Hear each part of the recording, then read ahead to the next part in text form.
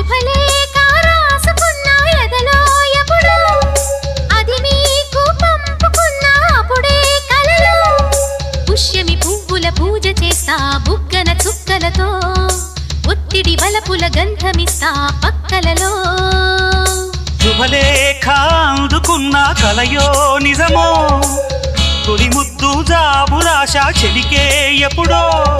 శారద మల్లెల పూల జల్లి వెన్నెల నవ్వులలో